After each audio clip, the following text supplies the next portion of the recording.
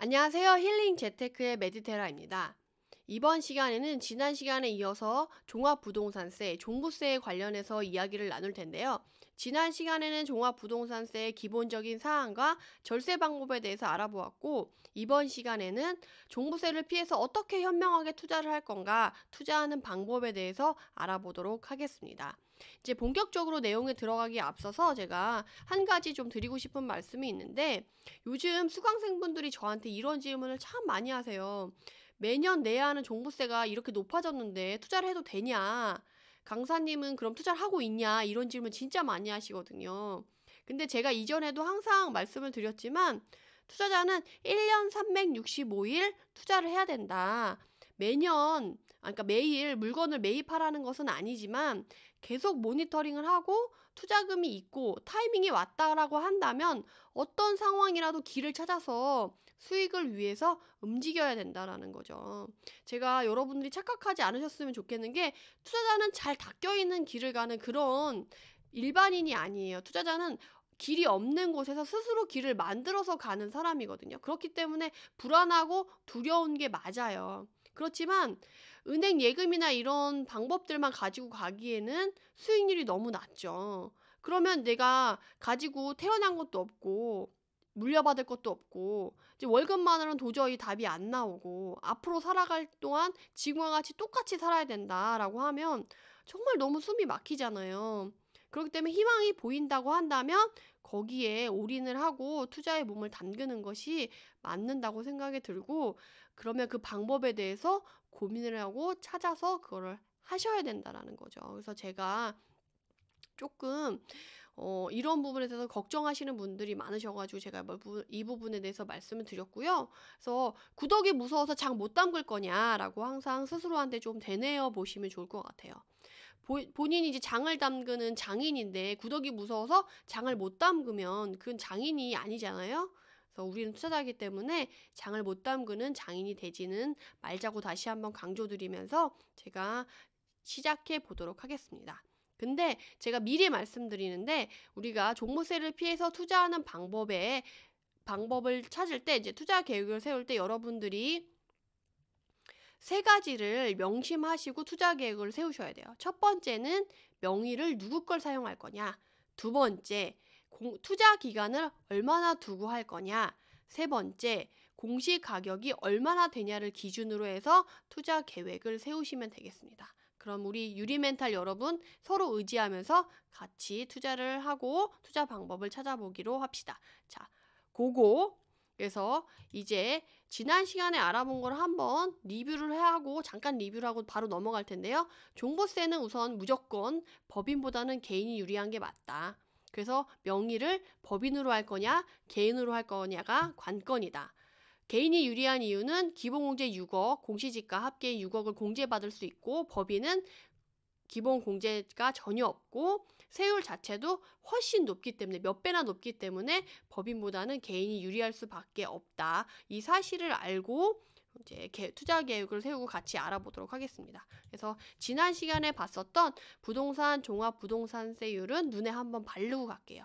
그래서 2주택 이하일 경우는 개인은 0.6에서 3%까지, 법인은 최고 세율 3%, 3주택 이상 다주택자는 개인은 1.2%에서 6%, 그리고 법인은 6% 바로 최고 세율 간다. 한번 눈에 바르고 가고요. 혹시 이 부분에 대해서 다시 자세하게 좀 보고 싶으신 분들은 지난 영상을 참고하시면 되겠습니다. 그럼 투자 계획을 세울 때 그러면 단기로 갈 거냐 장기로 갈 거냐를 고민을 할 텐데, 이제 단기 투자를 가고 싶다 하시는 분들은 이제 종부세는 무조건 개인이 유리하기는 하지만 개인으로 갈 경우 양도세가 너무 높아서 단타에는 오히려 법인이 유리하다라고 말씀을 드릴 수 있을 것 같아요.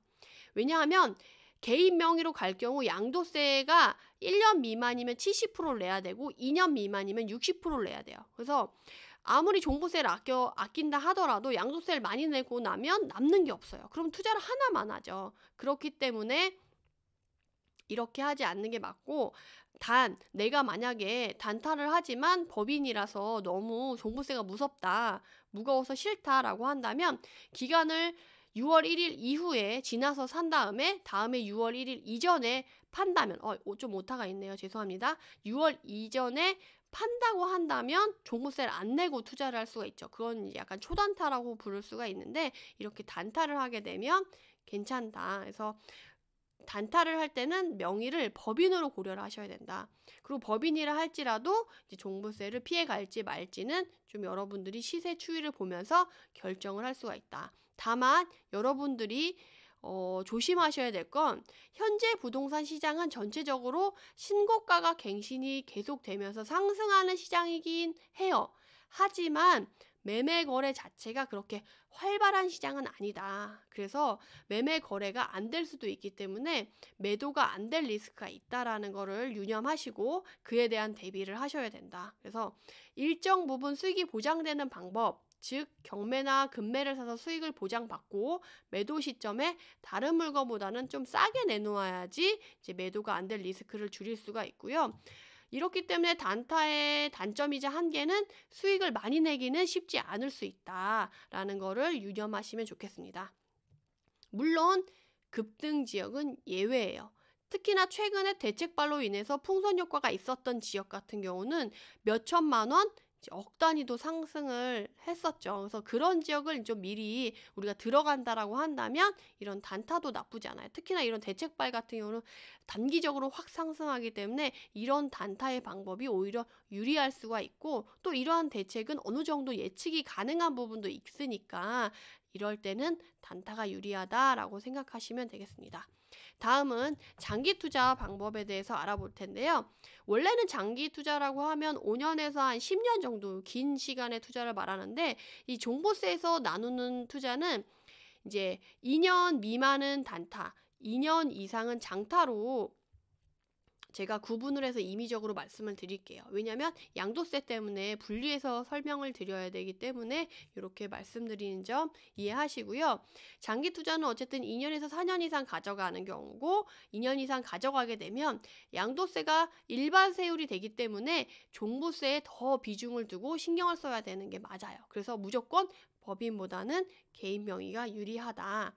그래서 특히나 이제 2년 이상 가져가려고 하면 세입자를 안 넣을 수가 없는데 세입자가 들어가는 순간 우리에겐 이 세입자가 갱신 청구권을 쓸 수 있다라는 위험이 따라오게 되죠. 그래서 보유기간이 2년으로 생각했는데 본인도 모르게 4년이 될 수도 있어요. 물론 세를 낀 상태에서도 매도를 할 수는 있어요. 그렇지만 수익률이 떨어질 위험성이 있기 때문에 이런 건 좀 대비를 하셔야 돼요. 왜냐하면 투자자는 항상 장밋빛만 이렇게 생각하시면 안 되고 최악의 경우도 상정하고 투자를 하셔야지 리스크 관리가 되기 때문이죠. 그런데 이제 투자자가 들어오는 지역의 경우에는 오히려 매매가와 전세가 차이가 작게 갭을 잘 맞춰준다고 하면 오히려 더 잘 거래가 될 수도 있기 때문에 이제 그 부분은 좀 리스크를 조절하면서 생각하셔도 될 것 같고요. 이럴 경우 이제 개인 명의라서 종부세 부담은 이제 장기 투자로 가면 적은데 공시지가 합계액이 6억 전이든 이상이든 개인 명의는 어쨌든 적어요. 근데 보유 기간이 짧을수록 양도세가 커져서 수익이 안 남을 수 있기 때문에 적어도 2년 이상은 꼭 가져가야 된다라고 생각하시고 결국 단타가 아니게 장타가 되는 거다라고 생각을 하시면 되겠습니다. 그럼 다음은 다주택자와 법인을 위한 투자 방법인 공시지가 1억 미만 단지 투자에 한번 종부세를 적용해서 생각해 보도록 하겠습니다. 공시지가 1억 미만의 부동산이 최근에 떠올랐는데요. 이제 다주택자나 법인 같은 경우는 취득세가 너무 부담이 되기 때문에 투자하기가 좀 만만치가 않아요. 그래서 취득세 부담을 안 느끼고 투자를 하려면 어떻게 해야 되냐라고 찾은 틈새 시장이 이제 공시지가 1억 미만의 단지를 찾아서 투자를 하자라는 이제 투자 트렌드가 형성이 되었는데요. 취득세 중과 배제 대상이기 때문에 1.1%의 취득세만 납부하면 돼요. 그래서 이제 법인으로 투자해도 괜찮은데 법인으로 투자할 때 종부세를 그럼 계산해 보면 이제 공시지가가 9천만 원이라고 우선 가정을 하고 이제 최고 세율인 6% 다주택자 법인 3주택 이상 보유한 법인이라고 했을 경우 6%를 넣고 이제 계산을 해보면 540만 원이 나와요. 그럼 여기서 수익이 1,000만 원이 예상된다라고 하면 어때요? 540만 원 내면 남는 게 없죠. 세금 내고 필요경비 내면 정말 품은 많이 들었는데 남는 게 없어서 정말 허망할 수 있어요. 이럴 경우는 투자를 하면 안 되죠. 그런데 투자를 하면 안 되는 게 아니라 아까 말씀드린 것처럼 6월 1일 이후에 사서 다음에 6월 1일 이전에 팔게 되면 이럴 경우는 이제 초단타라고 부를 수가 있는데, 초단타로 간다면 종부세를 안 내도 되기 때문에 투자를 해도 되죠. 그런데 2천만 원 이상 예상된다 그러면 1년까지는 보유해도, 그러니까 한번 종부세를 내도 투자를 안 하는 것보다는 나은 수익률이 나올 수 있기 때문에 이때는 좀 생각해 보는 것도 나쁘지 않다. 그럼 반대로 개인 명의로 공시지가 1억 미만의 부동산에 투자한다고 하면 이제 개인일 경우 9천만 원에 1.2%를 곱하면 108만 원 정도가 나오죠. 한 100만 원 정도 나오네요. 근데 제가 이 1.2%는 공시지가 합계액이 9억 미만일 경우로 넣었어요. 왜냐하면 투자를 웬만큼 하시는 분들도 혼자만의 명의로 다 가지 않고 뭐 아내 명의, 자녀 명의, 뭐 부모님 명의 이런 걸 명의를 여러 개를 쓰기 때문에 공시지가 합계액이 9억을 넘기는 분이 이렇게 많지 않으세요. 그래서 제가 그 많은 대상이 되는 분들의 세율을 기준으로 해서 적용을 해봤고요. 보유기간을 2년 이상 가져간다고 하면 108만 원 곱하기 2를 하면 되겠죠. 그러면 대략 200만 원이 조금 넘게 되는데, 만약에 1000만 원 정도 수익이 예상된다라고 하면 어때요? 200만 원 빼고 필요경비 좀 빼고 나서도 한 500대기 정도는 할 수가 있겠죠. 그리고 2천만 원 이상 된다라고 하면 뭐 그 이상 되니 말할 필요도 없겠죠. 그래서 수익이 1000만 원 이상 나올 것이 예상이 된다라고 한다면 보유기간 2년을 넘긴다고 생각하고 진행을 해보셔도 나쁘진 않겠다. 그런데 단 여기서 여러분들이 놓치지 말아야 될 것들이 있어요. 제가 지금 말씀드린 건 수익과 세금과의 상관관계만 따진 것을 말씀을 드린 것이지, 이제 실투금이 얼마나 들어가냐에 따라서는 제가 말씀을 드리지 않았어요.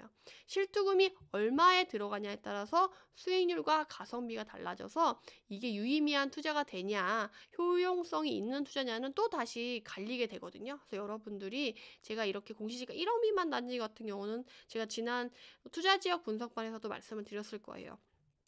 유의미한 투자를 하려고 한다면 투자금 관리를 하셔야 되고 어느 수준 이상 넣지 말라고 제가 말씀을 드렸으니까 그거에 따라서 움직이시면 될 것 같습니다. 그러면 마지막으로 제가 세금이나 명의 생각도 안 하고 이미 저지르신 분들이 계실까봐 제가 그 부분에 대해서 잠깐 언급을 해드리자면, 이제 위에 말씀드린 기준에 따라서 내년 6월 1일 이전에 매도를 하면 괜찮아요. 명의가 어찌됐든.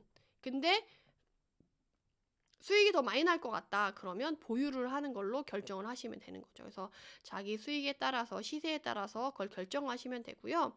참고로 하나 더 말씀드리자면 올해 710 대책으로 세금이 변경된 것이기 때문에 내년 6월 1일 하루 동안 보유 여부에 따라서 종부세 납부 여부가 결정되는 거지 올해부터 적용되는 건 아니다라고 말씀드릴 수가 있습니다. 그래서 바뀐 세법에 의한 무거운 세금은 2021년 종합부동산세부터 적용이 된다는 것이니 올해부터 너무 걱정하지 않으셔도 된다라고 말씀드릴 수가 있습니다.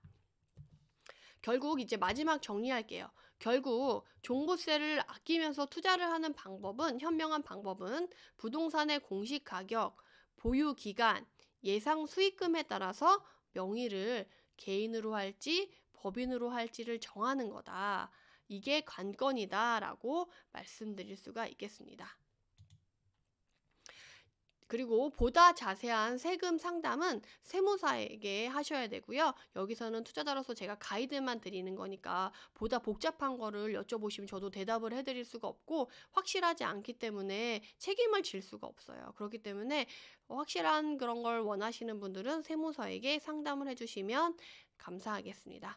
그러면 영상의 자료를 글로 다시 보고 싶으신 분들은 댓글에 제가 링크를 달아둘 테니까 그쪽을 타고 들어가셔서 글로 확인하시면 되고요. 오늘 영상 들어주셔서 감사하고 영상이 도움이 되셨다면 구독, 좋아요 부탁드립니다. 감사합니다.